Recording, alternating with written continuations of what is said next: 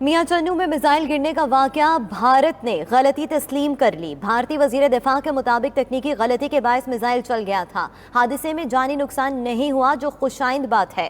بھارتی حکومت نے معاملے کا سخت نوٹس لیا ہے۔ پتہ چلا کہ میزائل پاکستانی حدود میں گرا۔ معاملے پر کورٹ آف انکوائری تشکیل دے دی ہے۔ آپ کو اس وقت آگاہ کر رہے ہیں، میاں چنو میں میزائل گرنے کا واقعہ بھارت نے غلطی تسلیم کر لی ہے۔ بھارتی وزیر دفاع کے مطابق تکنیکی غلطی کے باعث میزائل چل گیا تھا۔ معین الدین حیدر صاحب دفاعی تجزیہ کار ہمارے ساتھ موجود ہیں، بہت مشکور ہیں آپ کے وقت کا۔ معین صاحب، سب سے پہلے تو بتائیے گا کہ اس قسم کی غلطی کے بعد کیا ایکشن بنتا ہے عالمی برادری کا کہ بھارت نے اتنی بڑی غلطی کر دی ہے، دفاعی میدان میں یہ غلطی کیا بنتی ہے؟ یہ بہت سیریس مسٹیک ہے، اور جس طرح ہمارے D G I S P R نے کہا کہ اس کی جو ٹریفک چل رہی ہے، انٹرنیشنل اور نیشنل ٹریفک، مطلب ان کو بھی کسی کو لگ سکتا تھا یہ، اور دوسرا یہ اگر زیادہ آبادی پہ گرتا تو بہت بڑا نقصان بھی ہو سکتا تھا۔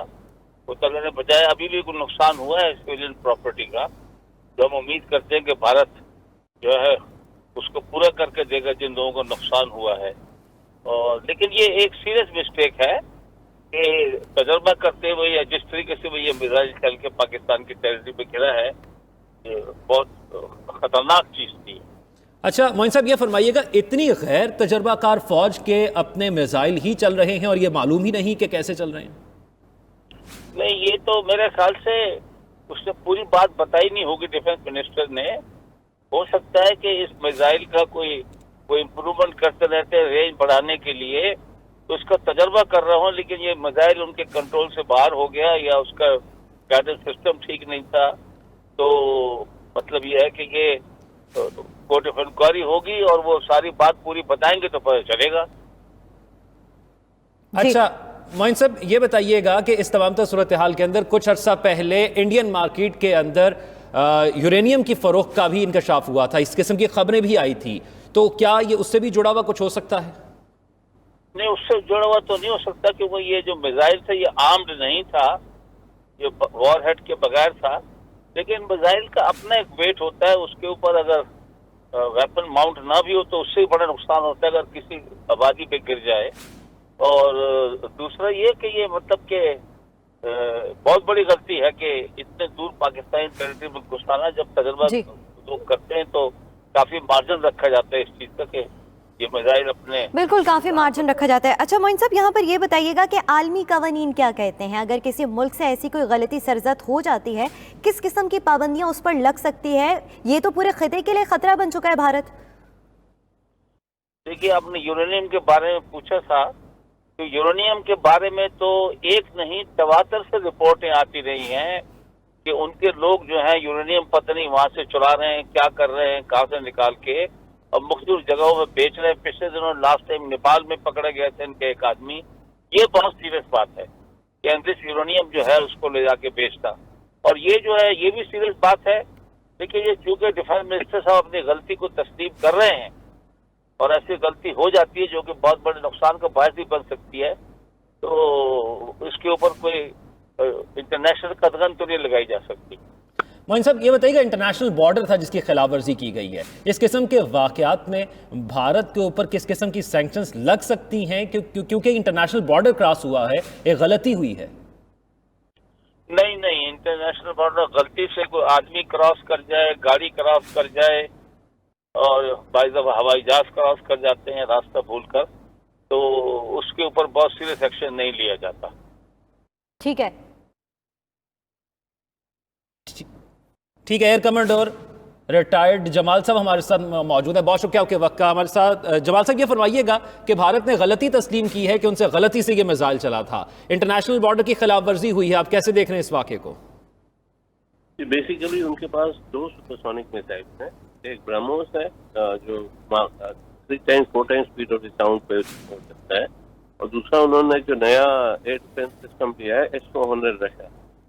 تو میرے خیال سے یہ S-400 ہے، وہ ٹیسٹ فائرنگ کر رہے ہوں گے یا غلطی سے فائر ہو گیا یہ، and we can find out وہ جو ریکیج جو ہمیں ملا ہے اس سے ہمیں پتہ چل جائے گا کہ یہ S-400 میزائل ہے یا پھر یہی دو چیزیں ہو سکتی ہیں۔ ठीक है। अच्छा जमाल साहब, मैं आपसे ये पूछना चाहूँगी कि कितनी बड़ी गैर जिम्मेदारी इसको कंसीडर किया जाए कि आपने एक मिसाइल जो है उसको चला दिया है और दूसरे मुल्क की सरहद को वो क्रॉस कर चुका है, ये किसके ऊपर लायबिलिटी जाती है अगर कोई नुकसान हो जाता? ये सिर्फ इंडिकेट करता है अनप्रोफेशनलिज्म इंडियन आर्म फोर्सेस की, और यही दुनिया को ये खतरा होना चाहिए कि इस किस्म की अगर उनकी एटीट्यूड है और उनके पास न्यूक्लियर मिसाइल्स है, तो कल न्यूक्लियर मिसाइल को गलती से फायर कर देंगे, फिर कहेंगे सॉरी हमने गलती से फायर कर दी। तो this is very serious and the world needs to take a. वो तो बहाने बनाएंगे और गलतियां, चलो अच्छी बात है उन्होंने गलतियां मान दी है, हमें पूरी डिटेल्स दे दे ताकि अगली दफा इस टाइप की गलती ना हो। ये तो चलो अनआर्म मिसाइल था, कल खुदा न खास्ता ये ब्रह्मोस न्यूक्लियर टिप भी हो सकता है, अगर वो फायर हो जाए तो फिर उसके बाद तो बेटर है। जमाल साहब बताइए कि जब भी अगर ये मान लिया जाए कि वो किसी मिसाइल का तजर्बा कर रहे थे और वो तजर्बा नाकाम हुआ और वो पाकिस्तान की हदूद के अंदर आ गया, तो अगर इस किस्म का तजर्बा किया जाए तो क्या भारत की जानिब से ये लाजिम नहीं था कि वो हमें इन्फॉर्म करता, क्योंकि प्राइवेट एरोप्लेन्स भी उस वक्त फजा में मौजूद थे? नहीं सर, देखें ना, हम भी तो मिसाइल फायर करते हैं ना, टेस्ट मिसाइल शाहीन 1, शाहीन 3, और वो निशाना उनका निशाना होता है अरेबियन सी की किसी टारगेट पे वहाँ गिरती हैं, और अगर वो उससे गलत इंडिकेशन हो जाए या गलत चीज़ हो जाए तो भारत भी जा सकती है। तो इससे मैंने कहा कि it's totally incompetent Indian arm forces की ये दिखाती है, और इसको मेरे ख्याल से वर्ल्ड फोरम को भी देखना चाहिए कि न्यूक्लियर कंट्री के साथ न्यूक्लियर मिसाइल्स उनके पास है, इस फिल्म की अगर रचने करेंगे तो may be we need to have international check on Bharat किस तरह हैंडल करता है इस वेरी वेरी सेंसिटिव मिसाइल्स को। ठीक है। अच्छा जमाल साहब, आपने बहुत अच्छे नुक्ते की निशानदेही की कि एक न्यूक्लियर पावर है भारत, न्यूक्लियर पावर होने की हैसियत से एक जिम्मेदारी बनती है, उस जिम्मेदारी को जो है वो बिल्कुल मद्देनजर नहीं रखा गया और ये गलती हो गई, गलती हुई या वट एवर जो भी ये मामला पेश आया है, इसके ऊपर आलमी दुनिया किस तरह से एक्शन ले सकती है, क्योंकि पूरे खिते के लिए खतरा है। एक न्यूक्लियर पावर है भारत, कल को न्यूक्लियर मिसाइल चला के वो सॉरी कर दे तो क्या मामला खत्म हो जाएगा? अनफॉर्चुनेटली वर्ल्ड में अगर ये गलती पाकिस्तान से होती, तो पाकिस्तान से अगर ये गलती हो जाती तो पूरे वर्ल्ड पर हम पे नजला गिरता।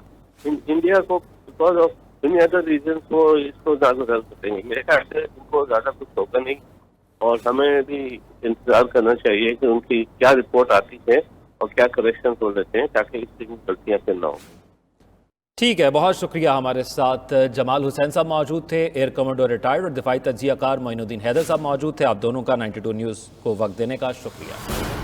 इस फिल्म की अगर रचने करेंगे तो may be we need to have international check on Bharat किस तरह हैंडल करता है इस वेरी वेरी सेंसिटिव मिसाइल्स को। ठीक है। अच्छा जमाल साहब, आपने बहुत अच्छे नुक्ते की निशानदेही की कि एक न्यूक्लियर पावर है भारत, न्यूक्लियर पावर होने की हैसियत से एक जिम्मेदारी बनती है, उस जिम्मेदारी को जो है वो बिल्कुल मद्देनजर नहीं रखा गया और ये गलती हो गई, गलती हुई या वट एवर जो भी ये मामला पेश आया है, इसके ऊपर आलमी दुनिया किस तरह से एक्शन ले सकती है, क्योंकि पूरे खिते के लिए खतरा है। एक न्यूक्लियर पावर है भारत, कल को न्यूक्लियर मिसाइल चला के वो सॉरी कर दे तो क्या मामला खत्म हो जाएगा?